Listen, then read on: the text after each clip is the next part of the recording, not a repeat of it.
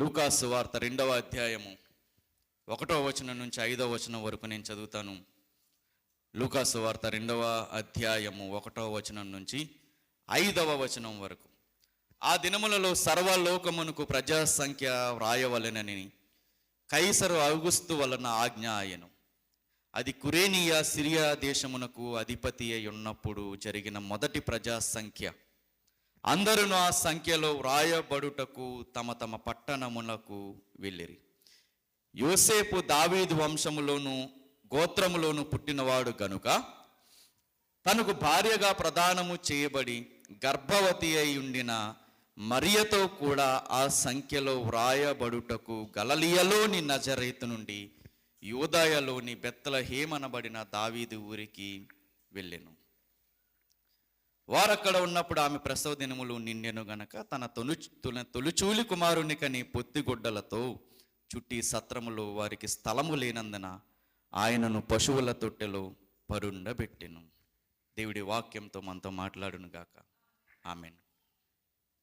చదవబడినటువంటి లేఖన భాగం ఏదైతే ఉందో ఆ లేఖన భాగం మనము క్రిత వారము ధ్యానించుకున్నాము. ఆ ముందు వారంలో కూడా ఈ లేఖన భాగానికి సంబంధించినటువంటి విషయాలను మనం పరిశీలించుకుంటూ వచ్చాము. ఈరోజు కూడా దీంట్లో దేవుడు మరుగై ఉంచినటువంటి ఒక పాఠాన్ని మనందరము కూడా నేర్చుకోవడానికి ప్రయత్నం చేద్దాము. మనందరికీ తెలుసు, క్రిస్మస్ అనేది దేనికి సాదృశ్యంగా మనము జరుపుకుంటాము? యేసుక్రీస్తు వారి జన్మదినానికి సాదృశ్యంగా మనందరము జరుపుకుంటాము. ఇక్కడ కూడా జరుగుతున్నది అదే.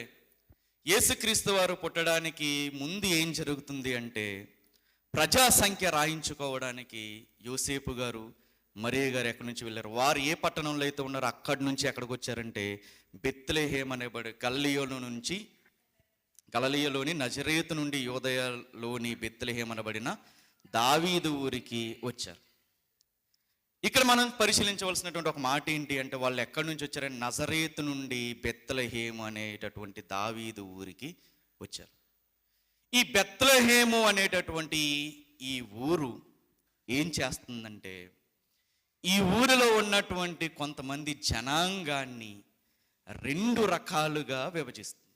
మరలా ఈ బెత్లెహేం ఏం చేస్తుందంటే, అప్పుడున్నటువంటి జనాంగాన్ని 2 భాగాలుగా విభజిస్తుంది. ఏంటా 2 భాగాలు అంటే, ఒకటేమో దేవుడు చేసేటటువంటి కార్యాన్ని అంగీకరించేటటువంటి జనాంగము, ఇక రెండవది దేవుడు చేస్తున్నటువంటి కార్యాన్ని తిరస్కరిస్తున్నటువంటి జనాంగం.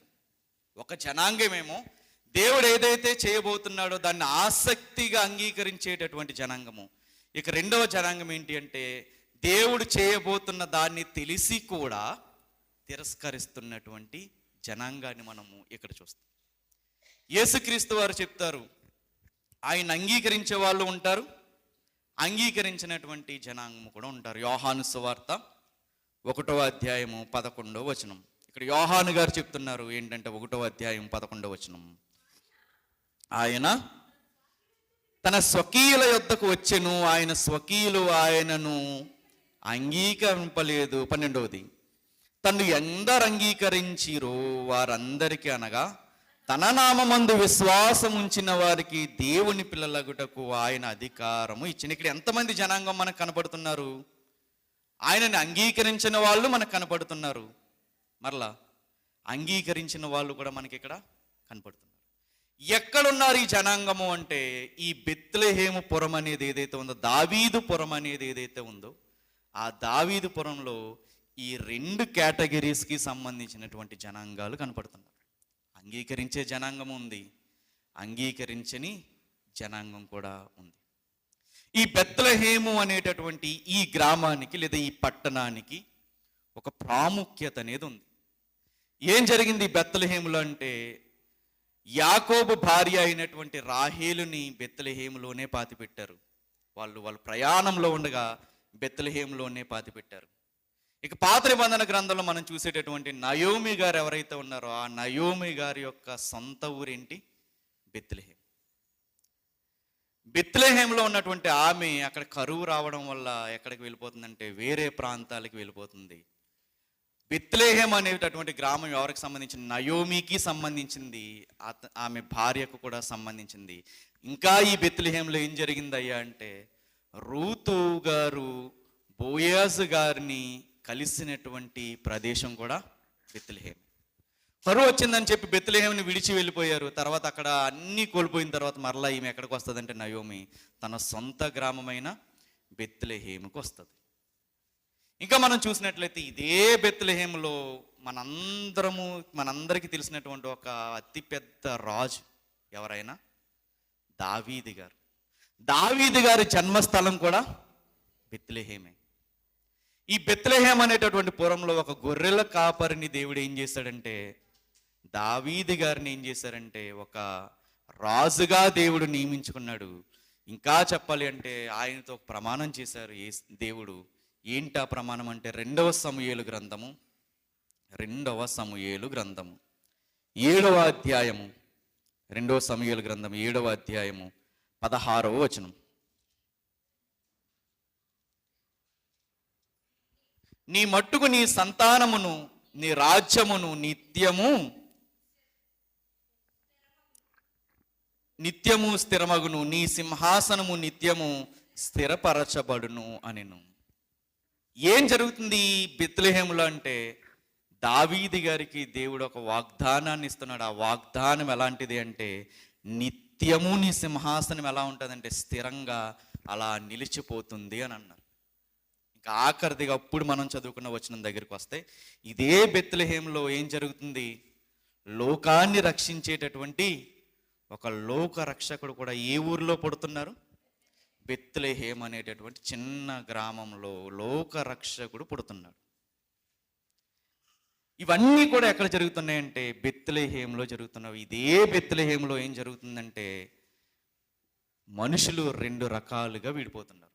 ఒకళ్ళు దేవుణ్ణి ఆస్వాదించే వాళ్ళు లేదా దేవుణ్ణి అంగీకరించే వాళ్ళు ఉన్నారు. తర్వాత దేవుడు చేసేటటువంటి కార్యాన్ని తిరస్కరిస్తున్నటువంటి వాళ్ళు కూడా ఉన్నారు. మనం బెత్లెహేంని కేవలం పట్టణం లాగా మాత్రమే తీసుకుంటే సరిపోదు, ఒక స్థలం లాగా మాత్రమే తీసుకుంటే సరిపోదు. ఏం జరుగుతుందయ్యా ఈ బెత్లెహేంలో అంటే అనేకమైనటువంటి జీవితాలు మార్పు చెందే పరిస్థితులు ఎక్కడ జరుగుతున్నాయి, బెత్లెహేంలో జరుగుతున్నాయి. ప్రతి క్రైస్తవుడు కూడా ప్రయాణం చేయవలసినటువంటి మార్గం ఏదన్నా ఉంది అంటే అది ఏ మార్గము, బెత్లెహేము గుండా ప్రతి క్రైస్తవుడు ఏం చేయాలి, ప్రయాణం చేయాలి. ఈ బెత్లెహేంలో ఏం జరుగుతుందయ్యా అంటే అప్పటి వరకు ఎదురు చూస్తున్నటువంటి నిరీక్షణకి ఫలితము లభిస్తుంది. మార్పు చెందడానికి ఒక మార్గాన్ని దేవుడు సిద్ధపరుస్తున్నాడు. ఇంకా చెప్పాలంటే ఈ బెత్లెహేంలో ఏం జరుగుతుందంటే ఎన్నో కాలాలుగా ఎదురు చూస్తున్నటువంటి వాగ్దానం ఏమవుతుంది, ఫలిస్తుంది. దేవుడు ప్రమాణం చేశాడు.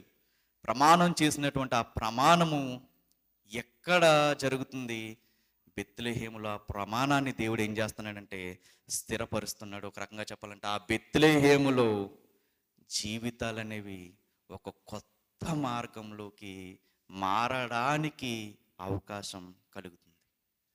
ఈరోజు మన జీవితంలో మనం కూడా ఆలోచించుకోవాలి, నిజంగా మనము బెత్లెహేము మార్గం గుండా మనం ప్రయాణం చేస్తున్నామా?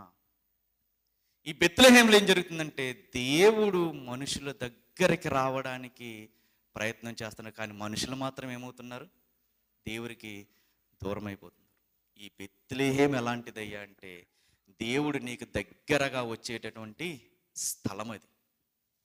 ఈ బెత్లెహేంలో దేవుడు ఏం చేస్తాడంటే అనేక మంది జీవితాలని మారుస్తూ వస్తున్నారు. అందుకే ఈ బెత్లెహేంకి ఎంతమంది జ్ఞానులు వచ్చారంటే కొందరు జ్ఞానులు కొన్ని 100 కిలోమీటర్లు నడుచుకుంటూ వచ్చారు. వాళ్ళకు అర్థమైంది దావీదు పట్టణమందు నేడు రక్షకుడు పుట్టాడు, అతని దగ్గరికే మమ్మల్ని నక్షత్రం నడిపిస్తుందని అర్థమైంది. కానీ అదే ఊర్లో ఉంటున్నటువంటి జ్ఞానులకి, చదువుకున్న వాళ్ళకి, శాస్త్రులకి ఎవరు తెలియలేదు, ఆ రక్షకుని యొక్క రాక తెలియలేదు. ఈ బెత్లెహేంకి చూద్దాము ఎంతమంది ప్రయాణమై వస్తున్నారు. ఈ బెత్లెహేం అనే మార్గానికి లేదా ఈ బెత్లెహేం అనే స్థలానికి ఎంతమంది ప్రయాణమై వస్తున్నారయ్య అంటే జ్ఞానులు ప్రయాణమై వస్తున్నారు లోక రక్షకుణ్ణి చూడడానికి. రెండవది ఏమాత్రము చదువు లేనటువంటి ఒక సాధారణమైనటువంటి గొర్రెల కాపర్లు కూడా ఎక్కడికి వస్తున్నారు, ఈ బెత్లెహేం అనే స్థలంలో ఉన్నటువంటి దేవుడి దగ్గరకు వస్తున్నారు. ఇంకా చెప్పాలంటే ఆఖరికి ఆ లోక రక్షకుడికి జన్మనిచ్చేటటువంటి తల్లిదండ్రులు కూడా ఎక్కడికి వస్తున్నారు, బెత్లెహేముకు వస్తున్నారు. కానీ బాధాకరమైన విషయం ఏంటంటే ఆ బెత్లెహేముకి సమీపంలో ఉన్న వాళ్ళకి ఏమర్థం కాల, ఇదే ఊరిలో లోకరక్షకుడు పుడుతున్నాడు అన్నటువంటి విషయం వాళ్ళకి అర్థం కాల. ముగ్గురు వ్యక్తులు వచ్చారు, జ్ఞానులు వచ్చారు. 3 రకాల వ్యక్తులు వచ్చారు. జ్ఞానులు వచ్చారు, గొర్రెల కాపరులు వచ్చారు, జన్మనిచ్చేటటువంటి తల్లిదండ్రులు కూడా ఎక్కడికి వచ్చారు? ఇప్పుడు బెత్లెహేములోకి వచ్చారు. కానీ అక్కడ ఉన్న వాళ్ళకి మాత్రం ఏమర్థం కాల, ఇక్కడ మన ప్రాంతంలో, మన స్థలంలో ఒక లోకరక్షకుడు జన్మిస్తున్నాడన్న విషయము ఆ చుట్టుపక్కల ఉన్న వాళ్ళకి ఎవ్వరికి కూడా అర్థం కాల. అక్కడ బెత్లెహేము నుంచి యెరూషలేముకి ఇంచుమించుగా 9 కిలోమీటర్లు ఉంటుంది, లేదా 6 మైళ్ళు ఉంటుంది. ఆ దగ్గరలో ఉన్నటువంటి అక్కడ ఉన్నటువంటి శాస్త్రులకి, పరిసయ్యులకి, జ్ఞానులకి కూడా ఎవ్వరికి కూడా అర్థం కాలేదు. మన ఊర్లోనే కదా లోకరక్షకుడు పుడతాడు, మనం ఎదురు చూస్తున్నటువంటి లోకరక్షకుడు పుడతాడు కదా అన్న విషయము అక్కడ ఉన్న వాళ్ళకి కూడా తెలియట్లేదు. 3 వ్యక్తులు మనకు కనపడుతున్నారు. 3 కోణాలకి, 3 కోవలకి చెందినటువంటి వ్యక్తులు మనకి దేవుడి దగ్గరికి రావడం మనకు కనపడుతున్నారు. అదే విధంగా దేవుడికి దూరమైనటువంటి కొంతమంది వ్యక్తులు కూడా మనకి ఇక్కడ కనపడుతున్నారు. ఎవరా వ్యక్తులు? వాళ్ళకు ఉన్నటువంటి ప్రాబ్లమ్స్ ఏంటి దేవుడిని గుర్తించకపోవడానికి అన్న విషయాన్ని మనం పరిశీలిద్దాము.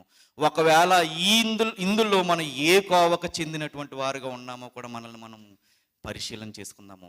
మొట్టమొదటి గుంపు ఎవరు అంటే, దేవుణ్ణి గుర్తించినటువంటి మొట్టమొదటి గుంపు ఎవరు అంటే చూద్దాం ఒకసారి. లూకాసు వార్త 2వ అధ్యాయము 6వ వచనం. వారక్కడ ఉన్నప్పుడు ఆమె ప్రసవ దినములు నిండెను గనుక తొలిచూలు కుమారునికని పొత్తి గుడ్డలతో చుట్టి సత్రములో వారికి స్థలము లేనందున ఆయనను పశువుల తొట్టెలో పరుండ పెట్టెను. ఏంటయ్యా ఇక్కడంటే, ఎవరికి ప్రసవ దినములు నిండినయి? తల్లి అయినటువంటి మరియకు ప్రసవ దినములు నిండిని.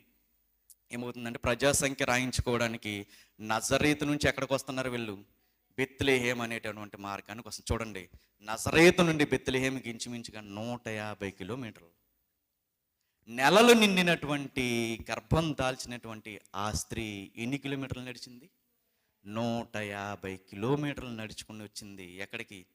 బెత్లెహేముకి నడుచుకుంటూ వచ్చింది. ఇప్పుడు చూడండి, ఆమె గర్భవతి ఉన్నదని ఆ చుట్టుపక్కల ఉన్న వాళ్ళకి తెలుస్తుందా, తెలియదా? తెలుస్తుంది. వచ్చారు. వచ్చిన తర్వాత సత్రంలో ఏం లేదంట, వాళ్ళకి స్థలము లేదు. కాబట్టి ఎక్కడ కూర్చోబెట్టారు? ఎక్కడ పరుండ పెట్టారు? పశువుల తొట్టులో ఆయన్ని పరుండ పెట్టారు. ఇక్కడ వీళ్ళ పరిస్థితి ఆలోచిద్దాము. ఆ సత్రంలో ఉన్నటువంటి జనాంగం ఎవరిని గుర్తించట్లా? యేసుక్రీస్తు వారిని గుర్తించట్లా. చూద్దాం ఒకసారి. సత్రం దగ్గరికి వచ్చారు. సత్రాన్ని మనకు అర్థం కావడానికి ఏమనుకుందామంటే హోటల్ అని అనుకుందాము. వీళ్ళు ఏమయ్యారంటే, ఎక్కడి నుంచో ప్రజాసంఖ్య రాయించుకోవడానికి బెత్లెహేము అనే గ్రామానికి వచ్చారు. ఎందుకు అక్కడ స్థలం లేదు అని గనక ఆలోచిస్తే, చూడండి, వీళ్ళు ఒక్కళ్ళే వచ్చి ఉంటారా, ఇంకా అక్కడ ఉన్న వాళ్ళందరూ వచ్చి ఉంటారా? ప్రజాసంఖ్య రాయించుకోవాలని అందరికీ ఉంటుందా, ఉండదా? ఇప్పుడు ఎలక్షన్స్ జరిగినప్పుడు అందరూ ఉద్యోగాలు చేసుకుంటూ వేరు వేరు వేరు ప్రాంతాల్లో ఉంటారు. ఎలక్షన్స్ వచ్చేసరికి అందరూ ఎక్కడికి వస్తారు? వాళ్ళ ఇంటికి వచ్చి ఓటేసి వెళ్తారు. ఇప్పుడు చూద్దాము, ఇంకా బాగా అర్థం కావడానికి దీంతో కంపేర్ చేస్తున్నానని ఏమనుకోవద్దు. ఇప్పుడు వచ్చే నెలలో మన ప్రాంతాలకు ఒక మంచి పేరు ఉంది సంక్రాంతికి. ఏంటిది? ఏం జరుగుతాయి ఇక్కడ? ఎక్కడెక్కడి నుంచో వస్తారు. ఆ వచ్చిన వాళ్ళు ఎక్కడ స్టే చేస్తారు? ఎక్కడ ఉంటారు వాళ్ళు? ఇక్కడ ఇల్లులు ఉంటాయా వాళ్ళకి? ఉండవు. కానీ ఎక్కడ ఉంటారు వాళ్ళు? దేన్ని బుక్ చేసుకుంటారు? హోటల్స్ని బుక్ చేసుకుంటారు. ఆ రోజులు మీరు చూడండి, సంక్రాంతి టైంలో ఏ హోటల్ కూడా ఖాళీ ఉండదు. ఎందుకంటే అందరూ కూడా ఏం చేస్తారు? బుక్ చేస్తుంటారు. అదే కోణంలో ఒకసారి మనం ఆలోచిద్దాము. వీళ్ళందరూ కూడా దేన్ని రాయించుకోవడానికి వచ్చారు? ప్రజాసంఖ్య రాయించుకోవడానికి. ఎక్కడెక్కడికో చెదిరిపోయారు. ప్రజాసంఖ్య రాయించుకోవడానికి ఎక్కడికి వచ్చారు? వాళ్ళ ఊర్లకు వచ్చారు. కానీ అక్కడ వాళ్ళకి ఏం లేవు, వాళ్ళకి సరైనటువంటి నివాసాలు అక్కడ ఎప్పుడో వదిలేసి వెళ్ళిపోయారు కాబట్టి అక్కడ ఉండవు. ఇప్పుడు ఏవి బుక్ అయిపోయినాయి? హోటల్స్ అన్నీ బుక్ అయిపోయినాయి. ఏం జరుగుతుందంటే అక్కడ పర్యాటక రంగం అనేది ఒకేసారి ఏమైంది? విస్తరించింది. అందరూ వచ్చేసారు. హోటల్స్ అన్నీ బుక్ అయిపోయినాయి. ఇప్పుడు చూద్దాం ఒకసారి ఆ హోటల్లో ఉన్నటువంటి వాళ్ళకి ఏం అర్థం కావట్లా, ఎవరికి మనం స్థలం ఇవ్వట్లేదో అర్థం కావట్లేదు. ఇంకో రకంగా చూసుకుంటే ఆ హోటల్ యజమాని ఎవరైతే ఉన్నారో ఆ హోటల్ యజమానికి కూడా ఏం అర్థం కావట్లా, ఎవరికి నేను స్థలం ఇవ్వట్లేదు, ఆ వచ్చినటువంటి వ్యక్తి ఎవరు అనేది ఈయనకి అర్థం కావట్లేదు. ఎందుకంటే ఈయన హోటల్ అంతా కూడా ఏమైపోయింది, ఫిల్ అయిపోయింది. హోటల్ ఫిల్ అయిపోయింది, అతని దగ్గర ఉన్నటువంటి రెస్టారెంట్ కూడా ఫిల్ అయిపోయింది. ఇప్పుడు ఆయన బిజీగా ఉంటాడా ఉండడా? ఆ బిజీలో పడిపోయి ఎవరిని పట్టించుకుంటలా, దేవుణ్ణి పట్టించుకోవట్లా. ఒక్కసారి మన జీవితం మనం ఆలోచించుకుందాము. దేవుణ్ణి మనం ఆశీర్వదించు ఆశీర్వదించు ఆశీర్వదించు అని మనం కోరుకున్నాము. దేవుడు ఆశీర్వదించాడు, దేవుడు కృప వల్ల రెండు చేతుల్లా నువ్వు సంపాదిస్తున్నావు. కానీ దేవుడికి మనము టైం ఇస్తున్నామా, స్థలం ఇస్తున్నామా? మన అసలు స్థలం ఇచ్చే పరిస్థితుల్లో ఉన్నామా? దేవుడు మన అందరిని కూడా ఆశీర్వదిస్తాడు, ఆశీర్వదించాడు కూడా. కానీ మనం ఏం చేస్తున్నాము, అప్పటి వరకు ఆశీర్వదించాలని ప్రార్థన చేసి ఎప్పుడైతే దేవుడు ఆశీర్వదించాడో నెమ్మది నెమ్మదిగా ఎవరిని పక్కన పెడతాం, మనం దేవుడిని పక్కన పెడతాం. ఎందుకంటే మన అందరం కూడా చాలా బిజీ కాబట్టి. ఒక రకంగా చెప్పాలంటే మనం తీరిక లేకుండా చేసేటటువంటి ప్రయత్నము సాతాను ఆయుధమే. అస్సలు మనకున్న 24 గంటల్లో ఏ రోజు కూడా ఒక్క 10 నిమిషాలు లేదా ఒక్క 20 నిమిషాలు మనకు ఖాళీ లేకుండా ఉంటామా? ఉండం. ఎందుకంటే మనం బిజీ పర్సన్స్. ఖాళీ ఉంటుంది కానీ మనం ఏమనుకుంటాము, బిజీ బిజీ బిజీ బిజీ అనుకుంటాము. ఎవరిని పక్కన పెట్టేస్తాము, దేవుడు ఆశీర్వదించగానే దేవుణ్ణి పక్కన పెట్టేస్తాం. అప్పటి వరకు ఖాళీగా ఉంది సత్రం, ఒకేసారి ప్రజా సంఖ్య రాయించుకోవాలన్నటువంటి ఆజ్ఞ వచ్చేసరికి అందరూ వస్తున్నారు. సత్రం అంతా ఫిల్ అయిపోయింది. వాళ్ళకి అర్థం కావట్లేదు. ఏం అర్థం కావట్లా, లోక రక్షకుడు మన దగ్గరకు వచ్చాడన్న విషయము అక్కడ ఉన్న వాళ్ళకి అర్థం కావట్లా. ఎందుకంటే ఎవరు పనుల్లో వాళ్ళు ఎలా ఉన్నారు, బిజీగా ఉన్నారు. ఆ హోటల్ యజమాని బిజీగా ఉన్నాడు.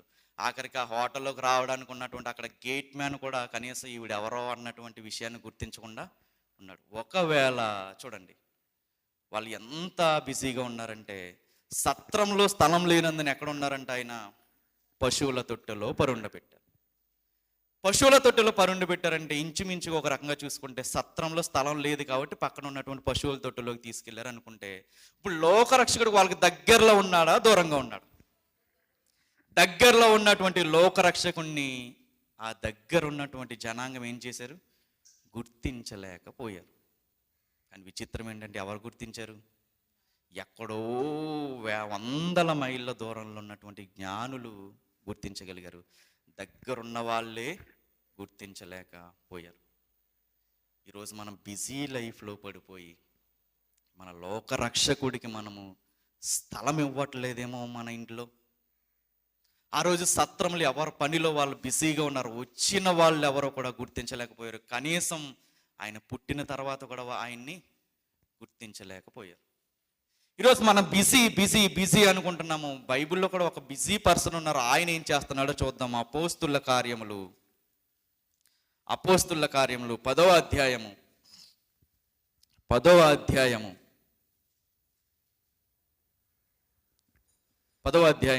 1వ వచనం. ఇటలీ పటాలం అనబడిన పటాలములో శతాధిపతి అయిన కొర్నేలి అని భక్తిపరుడు ఒకడు కైసరలో ఉండెను.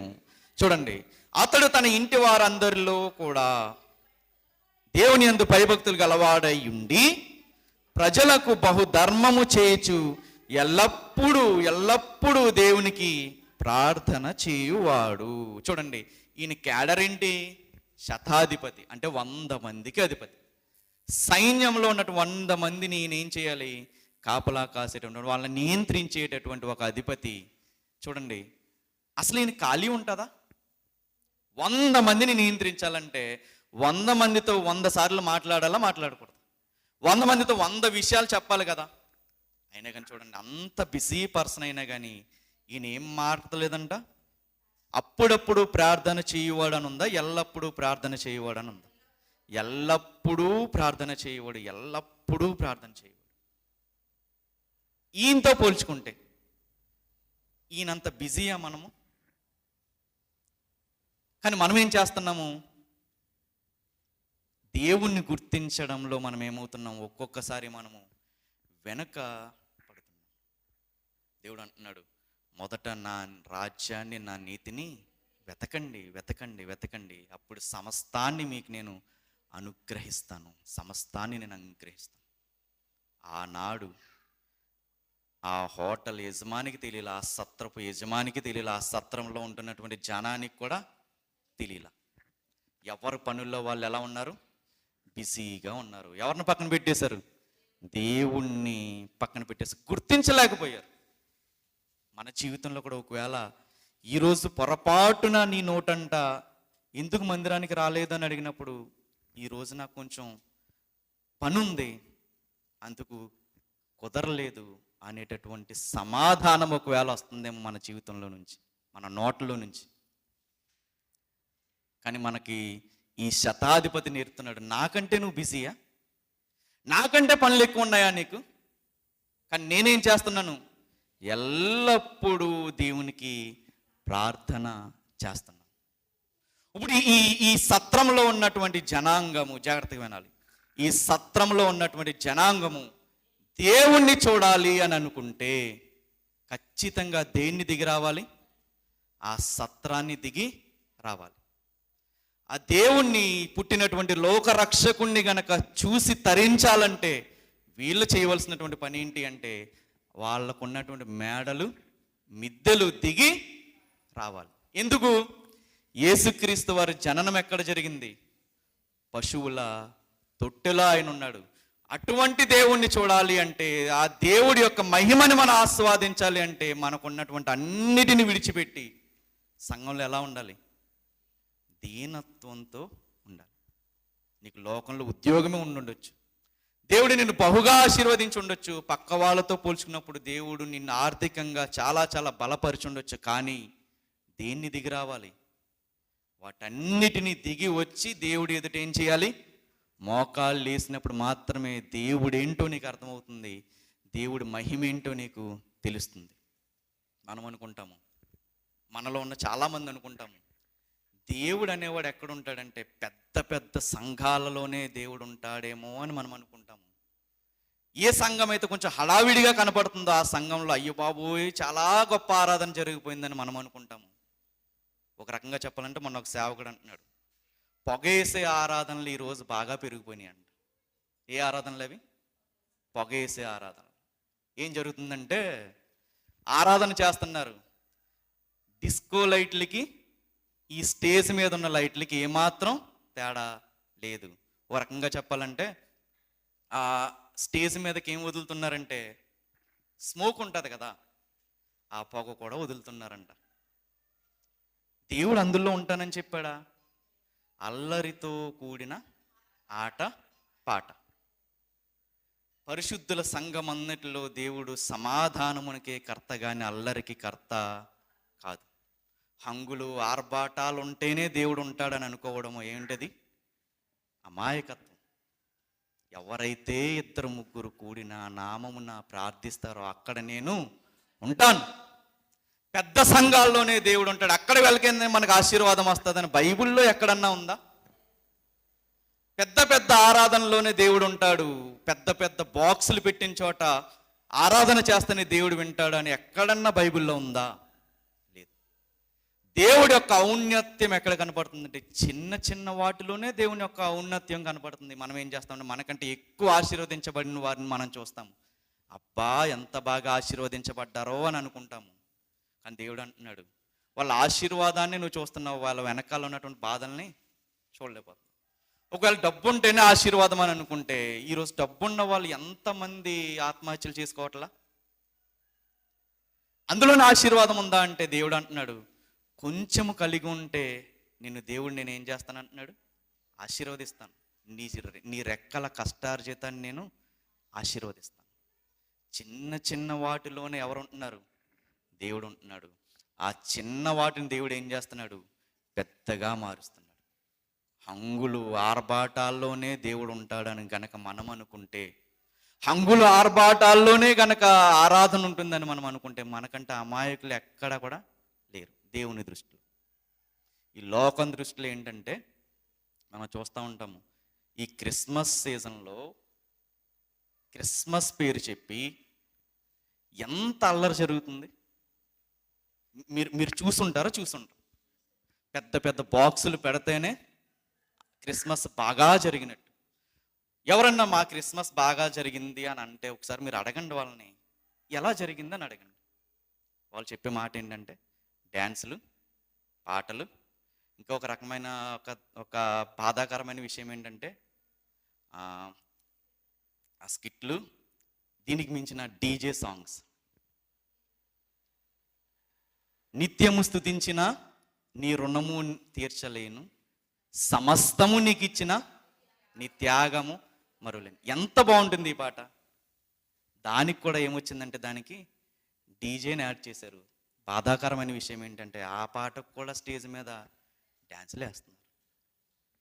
నాకు ఒక్కసారి అనిపిస్తూ ఉంటుంది అలాంటి వాళ్ళని చూసినప్పుడు.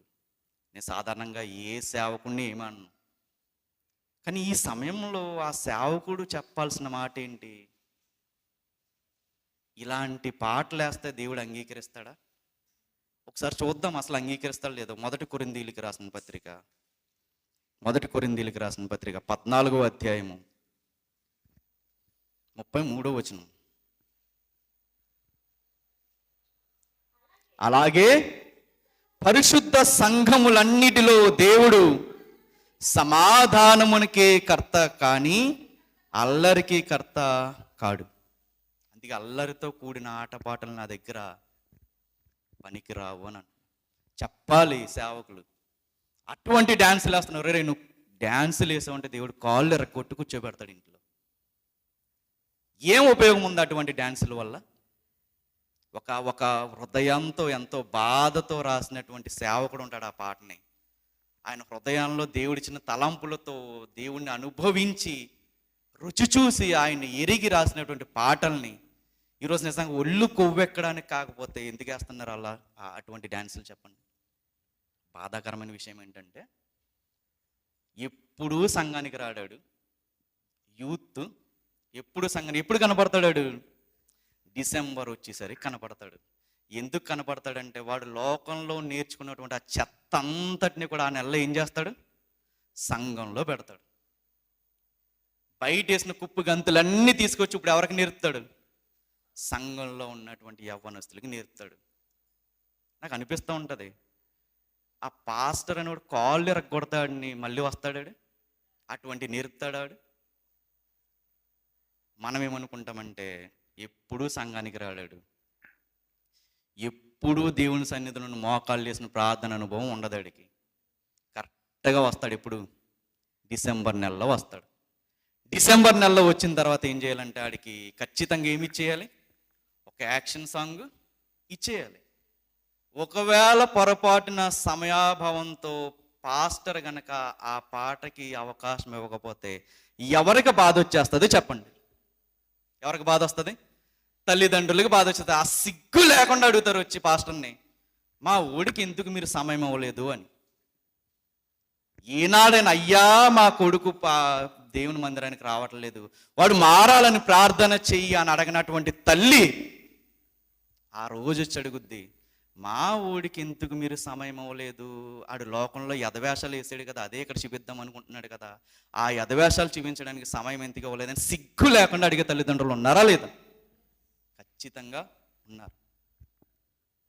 ఎందుకు జరుగుతుంది ఇదయ్యా అంటే ఎవరిని గుర్తించట్లా? దేవుణ్ణి గుర్తించట్లా.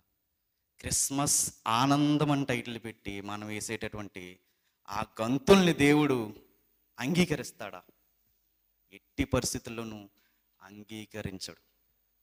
మళ్ళీ చెప్తున్నా, ఈ వాక్యం వింటున్నటువంటి ప్రతి బిడ్డకి నేను చెప్తున్నా, వయసులో ఉన్నటువంటి మీ పిల్లలు క్రిస్మస్ సందర్భంలో ఒకవేళ దేవుణ్ణి కనపరచాల్సి వస్తే ప్రార్థన ద్వారా కనపరిచేటట్టు వాళ్ళని ప్రేరేపించండి, పాట ద్వారా కనపరిచేటట్టు వాళ్ళని ప్రేరేపించండి. కానీ ఎట్టి పరిస్థితుల్లో స్టేజ్ ఎక్కి గంతులేస్తానంటే కాళ్ళు ఎరగొట్టి ఇంట్లో కూర్చోబెడతానని చెప్పండి. ఎందుకంటే వచ్చిన ప్రతి ఒక్కడు కూడా భక్తితో వస్తాడా? స్టేజ్ ఎక్కి గంతులేస్తుంటే దేవుడిచ్చినటువంటి వయసులో ఉన్నటువంటి ఒక ఆడపిల్ల కానీ అబ్బాయి కానీ స్టేజ్ ఎక్కి గంతులేస్తుంటే ఆ పాటలో ఉన్న భావాన్ని చూస్తాడు, గంతులేస్తున్న వాళ్ళని చూస్తాడు. ఆ జ్ఞానం ఎవరికి ఉండాలి? తల్లిదండ్రులకు ఉండాలి. నువ్వు కనపరచాలా, దేవుణ్ణి కనపరచాలనుకుంటున్నావా? ఏం చేస్తావు? చక్కగా పాట నేర్చుకో, నీట్గా డ్రెస్ వేసుకుని ఏం చేస్తావు? స్టేజ్ ఎక్కి పాట పాడు. నువ్వు దేవుణ్ణి కనపరచాలనుకుంటున్నావు ఏంట్రా? నువ్వు నీట్గా మంచి డ్రెస్ వేసుకుని, మంచిగా కటింగ్ వేయించుకుని, నీట్గా కనపడి దేవుని మందిరంలో స్టేజ్ ఎక్కి దేవుణ్ణి కనపరచు. ఇది మనం పిల్లలకి నేర్పవలసింది. గుర్తించలేదు ఆ రోజున ఎవరు వచ్చారో అని. ఈరోజు తల్లిదండ్రులుగా ఉన్నటువంటి మనము గుర్తించే పరిస్థితుల్లో ఉన్నామా? దాన్ని మనం పిల్లలకి పరిచయం చేసేవారిగా మనం ఉన్నామా లేదా? ఇక రెండవ గుంపు ఎవరు అంటే గుర్తించినటువంటి గుంపు ఎవరు అంటే మత్తయి సువార్త 2వ అధ్యాయం. మత్తయి సువార్త 2వ అధ్యాయం 2వ వచనం. తూర్పు దేశపు జ్ఞానులందరూ నడుచుకుంటూ వస్తున్నారు. 2వ వచనం. యూదుల రాజుగా పుట్టిన వాడు ఎక్కడ ఉన్నాడు? తూర్పు దిక్కున మేము ఆయన నక్షత్రమును చూచి ఆయన పూజింపవచ్చితమని చెప్పిని.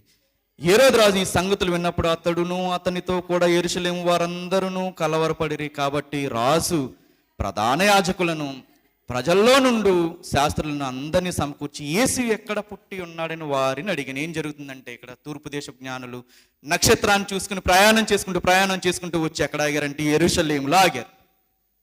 వీళ్ళకి మార్గం చూపించింది ఎవరు?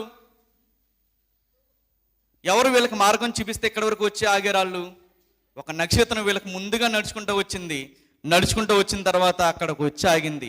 వీళ్ళందరూ ఇప్పుడు ఎక్కడికి వచ్చారంటే హేరోదు రాజు దగ్గరికి వచ్చి అడుగుతున్నారు, యూదుల రాజుగా పుట్టినవాడు ఎక్కడున్నాడు? ఇప్పుడు చూడండి, వీళ్ళు ఎక్కడ ఆగారు? యెరూషలేములో ఆగారు. నక్షత్రం కూడా ఎక్కడ ఆగింది? యెరూషలేములో ఆగింది. ఇప్పుడు అడుగుతున్నారు ఎక్కడ పుట్టాడు అంటే అక్కడ ఉన్న శాస్త్రులను పిలిపించి అంటున్నారు. ఎక్కడ పుడతారు అని అడుగుతున్నప్పుడు ఈ శాస్త్రులు అంటున్నారు, ప్రధాన యాజకులు అంటున్నారు, యూదయ బెత్లెహేములోనే అనగా యూదయా దేశపు బెత్లెహేమా, నీవు యూదా ప్రధానులు ఎంత మాత్రమును అల్పమైన దానవు కావు. ఇశ్రాయేలును నా ప్రజలను పరిపాలించే అధిపతి నీలో నుండి వచ్చునని ప్రవక్త ద్వారా వ్రాయబడి ఉన్నదని. ఎవరు చెప్తున్నారు ఈ మాట? ప్రధాన యాజకులు, శాస్త్రులు, ఇంకా అక్కడ ఉన్నటువంటి మేధావులు అనుకున్న వాళ్ళందరూ చెప్తున్నటువంటి మాట. ఇప్పుడు చూడండి, యూదయ బెత్లెహేములోనే పుడతారన్న విషయం ఎవరికి తెలుసు? ముందే జ్ఞానులకి తెలియదు, కానీ ఎవరికి తెలుసు? ఇక్కడ ఉన్నటువంటి ప్రధాన యాజకులకి, శాస్త్రులకి తెలుసన్నమాట. జ్ఞానులకి ఏం తెలుసు అంటే నక్షత్రం ఒకటి చూపించింది, అక్కడ వరకు వచ్చి ఆగారు. కానీ ఎగ్జాక్ట్ ప్లేస్ ఎవరికి తెలిసింది? ప్రధాన యాజకులకి తెలిసింది. కానీ చూడండి, అప్పుడు వీళ్ళు ఏమవుతున్నారంటే ఆ మార్గాన్ని తెలుసుకుని 8వ వచనం,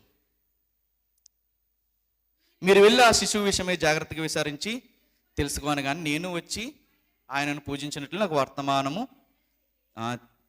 బెత్లెహేమునకు పంపెను. 9వ వచనం, వారు రాజు మాట విని బయలుదేరి పోచుండగా ఇదిగో తూర్పు దేశంలో చూసిన ఆ నక్షత్రం ఆ శిశువు ఉండిన చోటికి మీదిగా వచ్చి నిలిచే వరకు వారికి ముందుగా నడిచింది. చూడండి, ఎక్కడో తూర్పు దేశంలో 100 కిలోమీటర్ల దూరంలో ఉన్నటువంటి వాళ్ళకి నక్షత్రం తీసుకొచ్చి ఎక్కడ ఆపింది? మొదట యెరూషలేములో ఆపింది.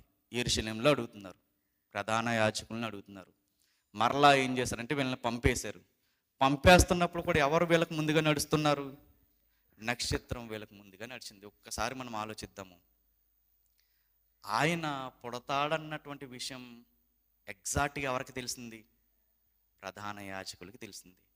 పుట్టాడన్న సంకేతాలు వచ్చినాయి అన్న విషయము జ్ఞానుల ద్వారా తెలిసినప్పుడు అప్పటి వరకు ఎదురు చూస్తున్నటువంటి వాళ్ళలో ఏమాత్రం అన్న చలనం ఉందా? ఏమాత్రం చలనం లేదు. ఎవరు వీళ్ళు అంటే బైబిల్ అంతా తెలిసిన వాళ్ళు, దేవుడు అంటే తెలిసిన వాళ్ళు, కానీ దేవుని కార్యాలకి ముందుండి నడవనటువంటి వాళ్ళు.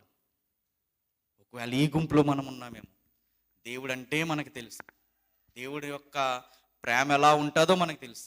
ప్రతిరోజు మనము బైబిల్ చదువుతున్నాము, కానీ దేవుని దగ్గరికి మనం వెళ్ళాలని మనం అనుకుంటున్నామా లేదా? దేవుని కార్యక్రమాల్లో నా కుటుంబం అంతా పాలు పంపులు పొందాలన్నటువంటి ఆలోచన మనకు ఉంటుందా లేదా?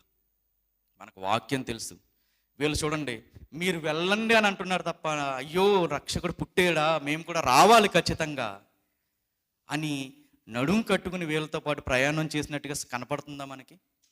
కనపడట్లేదు. వీళ్ళకి ఏం తెలుసు అంటే వాక్యం మాత్రమే తెలుసు, దాన్ని జీవితంలో అన్వయించుకోవడం మాత్రం తెలియదు. ఒకవేళ ఈ గుంపులో మనం ఉన్నామేమో, మనం రావడానికి మాత్రమే వచ్చి దేవుడి యొక్క వాక్యాన్ని విని విడిచిపెట్టే వారిగా మనం ఉంటున్నామేమో, ఒక్కసారి ఆ గుంపులో మనం ఉన్నామేమో చూసుకోవాల్సినటువంటి, పరిశీలన చేసుకోవాల్సినటువంటి అవసరం మనందరికీ కూడా ఉంది. దేవుడిని విడిచిపెట్టారు, దేవుడు అంటే తెలియని వారు, సత్రంలో ఉన్నవాళ్ళు. దేవుడు ఎలా పుడతాడో తెలిసిన వాళ్ళు కూడా ఆయన వచ్చి చూద్దాము అన్నటువంటి ప్రయత్నం కూడా చేయట్లా. ఇక మూడవది, దేవుణ్ణి అంగీకరించినటువంటి గుంపు, తెలిసినా అంగీకరించినటువంటి గుంపు ఎవరంటే రాజైన హేరోదు. రాజైన హేరోదు. ఈ హేరోదు ఎవరంటే వీళ్ళ తాత పాడైపోయినటువంటి యెరూషలేము మందిరాన్ని బాగు చేయించి దాన్ని విస్తరించినటువంటి వ్యక్తి. ఎవరు? హేరోదు తాత. ఇప్పుడు చెప్పండి, వీళ్ళ కుటుంబంలో క్రైస్తవ మూలాలు ఉన్నాయా లేవా? దేవుని మూలాలు ఉన్నాయి.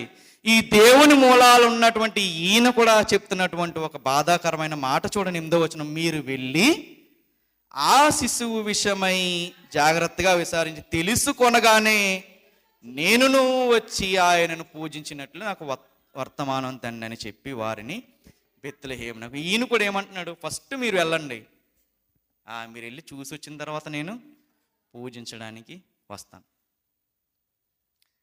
ఫ్యామిలీ బ్యాక్గ్రౌండ్ ఎలాంటిది? దేవుని మందిరాన్నే కట్టించినటువంటి బ్యాక్గ్రౌండ్. కానీ ఈయన మాత్రం ఎలా ఉన్నాడు, ముందు మీరు వెళ్ళండి, తర్వాత నేను వస్తాను.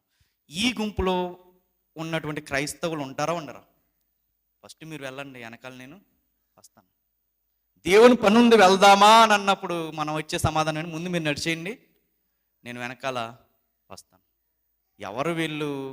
క్రైస్తవ కుటుంబంలోనే ఉంటూ దేవుణ్ణి ఆస్వాదించినటువంటి కుటుంబాలు. ఈ కుటుంబం చూస్తే, వాళ్ళ తాత ముత్తాతలు చూస్తే దేవుని మందిరాన్ని విస్తరించినటువంటి వ్యక్తి.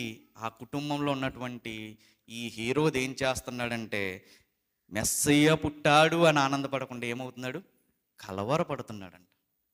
కలవరపడి మైండ్ అంతా పాడు చేసుకున్నాడు. సాతానుడి హృదయంలో ప్రవేశించేసరికి ఏం ఆజ్ఞించాడో చూడండి, 16వ వచనం. ఆ జ్ఞానులు తన్ను అపహసించిరని హేరోదు గ్రహించి బహు ఆగ్రహము తెచ్చుకొని తాను జ్ఞానుల వలన వివరముగా తెలుసుకున్న కాలమును బట్టి బెత్లెహేములోను దాని సకల ప్రాంతంలో 2 సంవత్సరములు మొదలుకొని తక్కువ వయస్సు గల మగపిల్లలందరినీ వధించేను. ఎందుకు జరుగుతుందయ్యా ఇదంటే, సాతాను ప్రేరేపించినటువంటి ఆ ఆత్మ ఏం చేస్తుంది, చిన్న పిల్లల్ని చంపించేస్తుంది. ఏంటి దీని నుంచి మనం నేర్చుకోవాల్సినటువంటి పాఠం ఏంటి అంటే, మన పిల్లల్ని చూద్దాం. ఇక్కడ ఈయన ఏం చేశారో 13వ వచనం. వారు వెళ్ళిన తర్వాత ఇదిగో ప్రభు దూత స్వప్నమందు యోసేపు నాకు ప్రత్యక్షమై హేరోదు ఆ శిశువును సంహరింపవలెనని ఆయనను వెదకబోచున్నాడు గనుక నీవు లేచి ఆ శిశువును ఆయన తల్లిని వెంటబెట్టుకుని ఐగుప్తునకు పారిపోయి నేను నీతో చెప్పు వరకు అక్కడనే ఉండమని అతనితో చెప్పాను. అప్పుడు అతడు లేచి రాత్రివేళ శిశువును తల్లిని తోడుకుని ఐగుప్తునకు వెళ్ళారు. సరిపోద్దాం. దేవుడు చెప్పిన వెంటనే చేసిన కుటుంబ యజమానుడు కనపడుతున్నాడా? ఇప్పుడే కదా చెప్పారు, తెల్లారేకి వెళ్దాంలే అని ఆగి దేవుడు పని చేస్తున్న కుటుంబ యజమాని కనపడుతున్నాడా? దేవుడు చెప్పాడు, వెంటనే చేసేస్తున్నాడు. ఇదిగో ఈ స్థలంలో నీ బిడ్డకి ప్రమాదం ఉంది, వెంటనే నువ్వు ఈ ప్రాంతాన్ని వదిలిపెట్టేసి వెళ్ళిపో. ఈ స్థలంలో నీ పిల్లలు ఉండడానికి వీలు లేదు. మనం కూడా ఈ విషయాన్ని బట్టి మనం తీసుకోవాల్సిన ఒక జాగ్రత్త ఏంటో జాగ్రత్త అంటే, మన పిల్లల్ని ఎక్కడ పడితే అక్కడ వదలకూడదు. ఎవరింటి దగ్గర పడితే ఆ ఇంటి దగ్గర వదలకూడదు. ఎందుకు వదలకూడదంటే, ఆ ఇంటిలో గనక ఎవరైనా ఈ హేరోదు లాంటి వాళ్ళు గనక ఉంటే ఆ పిల్లవాడి భవిష్యత్తు పాడవుతుందా అవదా? ఖచ్చితంగా అవుతుంది. దేవుడు అంటున్నాడు, సాతాను స్థావరాలని నీ బిడ్డలు ముట్టకుండా వాళ్ళని ఎక్కడ ఏం చేయాలి? దాని నుంచి దూరపరచాలి. నీ కొడుక్కి ప్రమాదం ఉంది, ఈ స్థలంలో ఉండొద్దు నువ్వు అని అనగానే వెంటనే కుటుంబాన్ని తీసుకుని ఎక్కడికి వెళ్ళిపోయాడు? దేవుడు చెప్పినటువంటి స్థలానికి వెళ్ళిపోయాడు. ఆ పిల్లోడిని అక్కడే ఉంచొచ్చుగా, ఉంచితే ఏమవుద్ది? సాతాను మృంగేస్తుంది. మన పిల్లల్ని కూడా ఇప్పటి నుంచే మనం ఏం చేయాలంటే మన గ్రిప్పులో ఖచ్చితంగా పెట్టుకోవాలి. వాళ్ళు ఎక్కడికి వెళ్తున్నారు, ఎక్కడ తిరిగి వస్తున్నారు, ఎవరితో వాళ్ళ స్నేహం ఉంటుంది అన్న విషయాన్ని ప్రతి తల్లిదండ్రులు కూడా గమనించాలి. ఒక విషయం చెప్తాను. ఒక తల్లి కంట ఒక అలవాటు ఉంది. ఏంటంటే తన ఇంటిలో ఉన్నటువంటి చెత్త అంతటిని తీసుకెళ్ళి తన ఇంట్లో వేయకుండా ఎక్కడేసేది? పక్కింట్లో వేసే అలవాటు ఉందంట ఒక తల్లికి. తన ఇంట్లో ఉన్నటువంటి ఆవరణను శుభ్రం చేసుకుని ఎవరిది పాడు చేస్తుంది? పక్కనున్నటువంటి వాళ్ళ ఆవరణల్ని పాడు చేస్తుంది. తన ఇంట్లో స్థలం ఉన్నా ఏం చేస్తుంది? చెత్త వేయడానికి పక్క ఇంట్లో వేయడం ఆవిడికి అలవాటు. చూస్తున్నాడు చిన్నప్పటి నుండి వాడు కొడుకు అబ్జర్వ్ చేస్తున్నాడు. అబ్జర్వ్ చేసిన తర్వాత ఏమైందంటే చదువు రీత్యా ఏం చేశారంటే వేరే వాళ్ళ ఇంటికి పంపాల్సినటువంటి పరిస్థితి వచ్చింది. పంపిన తర్వాత అక్కడ ఉన్న కుటుంబం అబ్జర్వ్ చేస్తుంది. వీడు ఏది చేసినా పక్కోడికి హాని కలిగించేటట్టుగానే చేస్తున్నాడు. ఎలా వచ్చి ఉంటుంది ఇది? ఎలా వచ్చింది? తల్లి ద్వారా వచ్చింది. చూశాడు చిన్నప్పటి నుండి, నా తల్లి ప్రతిసారి కూడా పక్కోళ్ళ ఇంటిని పాడు చేసేది కదా, పక్కోళ్ళ కుటుంబంలోనే నిప్పులు పెట్టేది కదా. చూసేవాడు. ఇప్పుడు వీడికి ఏం అలవాటు అయిపోయింది? ఆ తల్లి ఏం చేస్తుంది, వీడు కూడా అదే చేయడం అలవాటైపోయింది. వీళ్ళ ఇంట్లో ఏది చేస్తున్న చెత్తటికలు ఎక్కడ వేస్తున్నాడు? వీడు పక్కింట్లోనే వేస్తున్నాడు. ఎలా అలవాటైంది ఇది? ఎలా అలవాటైంది? మనం చేసే ప్రతి పని ఎవరు అబ్జర్వ్ చేస్తారు? మనం ఎవరికైతే హాని చేస్తున్నామో వాళ్ళు చూడకపోవచ్చు, మన ఇంటిలో ఉన్నటువంటి వాళ్ళే చూస్తారు. ఈడే రేపు నీ కుటుంబానికి ఎలా తయారవుతాడు? హాని చేసేవాడిగా తయారవుతాడు. అందుకే బైబిల్ అన్నది, ఎవడు తీసుకున్న గోతులో వాళ్ళే పడతాడు. ఈరోజు పక్కోళ్ళకి హాని చేయడం చూశాడు, రేపు పొద్దున ఆడు ఏం చేస్తాడు? నీకే వెన్నుపోటు పడవడానికి ఏమాత్రము ఆలోచించడు. ఇది నేను చెప్తున్న మాట కాదు. ఒక్కసారి యెహెజ్కేలు గ్రంథం చూడండి. యెహెజ్కేలు గ్రంథము 16వ అధ్యాయము. యెహెజ్కేలు గ్రంథము 16వ అధ్యాయము 44వ వచనం. 16వ అధ్యాయము యెహెజ్కేలు గ్రంథం 44వ వచనం చదవండి అక్క. చూడండి, జాగ్రత్తగా చూడండి ఈ మాట. సామెతలు చెప్పువారు అందరూ అంటున్నారంట, చూడండి, తల్లి ఎట్టిదో బిడ్డయు అట్టిదే అని నిన్ను గూర్చి అందురు. నువ్వు ఒకవేళ ఈరోజు కుటుంబంలో మంచిగా భక్తిపరురాలుగా ఉన్నావు అనుకో, పిల్లలు ఎలా ఉంటారు? తల్లి ఎట్టిదో పిల్లలు కూడా అలాంటి వారు. ఈరోజు నీ మనసంతా ఉడుకుబోతనమే ఉందనుకో, పిల్లలు కూడా అలాగే తయారవుతారు. ఈరోజు పక్కోళ్ళని పాడు చేయాలన్న ఆలోచనే తల్లిదైతే చెప్పాలి, పిల్లలది కూడా అదే వస్తుంది. సరే, తండ్రికి అలా లేదు, తండ్రి బతికిపోయాడని అనుకోవడానికి కూడా వీళ్ళ యోహాను సువార్త 5వ అధ్యాయము 19వ వచనం. కాబట్టి యేసు వారికి ఇట్లు ప్రత్యుత్తరం ఇచ్చెను, తండ్రి ఏది చేయుట కుమారుడు చూచెనో అదే కాని తనంతట తాను ఏదియు చేయనేరడు. ఆయన వేటిని చేయునో వాటిని కుమారుడును ఎలా చేస్తాడంట?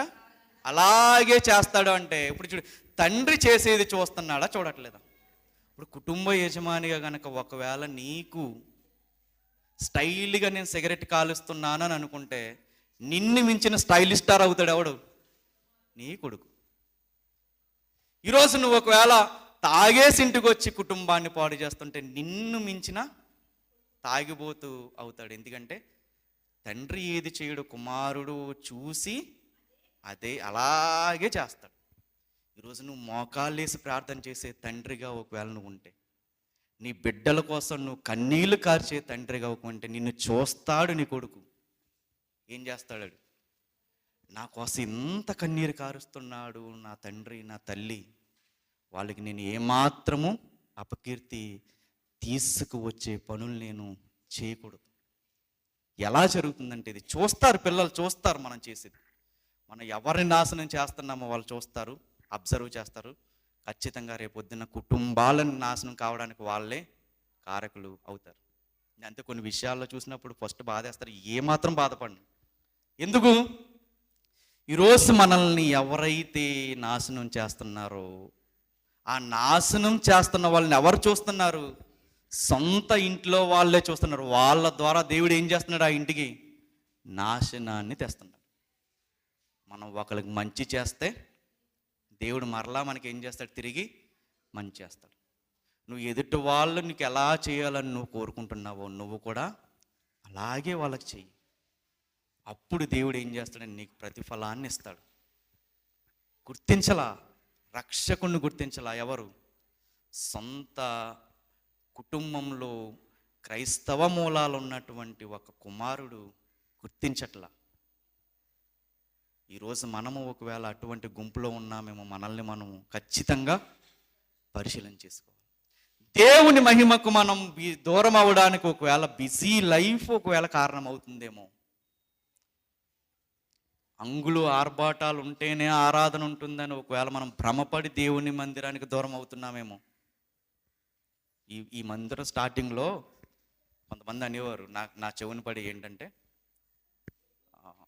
మన సంఘ నాయకులు అనేవారు, కుర్చీలు సరిగ్గా లేవండి, చెప్పడానికి బల్ల సరిగ్గా లేదండి అని అనేవారు. ఏం చూస్తున్నారు వాళ్ళు? వాక్యాన్ని చూస్తున్నారా? చూడట్లా. ఎవరిని చూస్తున్నారు? ఎవరిని చూస్తున్నారంటే పరిసరాలను చూస్తున్నారు. ఎవరిని పట్టించుకుంటులా? వాక్యాన్ని పట్టించుకుంటులా. ఒకవేళ అటువంటి పరిస్థితుల్లో మనం ఉంటే రక్షకుని గుర్తించడంలో మనం ఏమవుతున్నాం? వెనకబడుతున్నాం. ఇక ఆఖరిదిగా ఏంటి అంటే, మన పిల్లల్ని సాతాను యొక్క ఊరిలో నుంచి కాపాడుకోవాల్సినటువంటి బాధ్యత ఖచ్చితంగా మన మీదే ఉంది. మనం ఏది చేస్తామో అదే ఎవరు చూస్తున్నారు? పిల్లలు చూస్తున్నారు.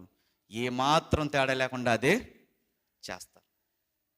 కాబట్టి ఈ క్రిస్మస్ సందర్భంగా ఈ సీజన్లో దేవుడు చెప్తున్నటువంటి మాట, దగ్గరున్న వాళ్ళు గుర్తించట్లేదు, అన్నీ మనకు అనుకూలతలున్న దేవుణ్ణి గుర్తించడంలో మన పరిస్థితి ఎలా ఉంది అని మనల్ని మనము ఖచ్చితంగా పరిశీలించుకోవాలి. దేవుడి వాక్యాన్ని మన వినికిడిలో ఫలింపచేయునుగాక. ఆమేన్.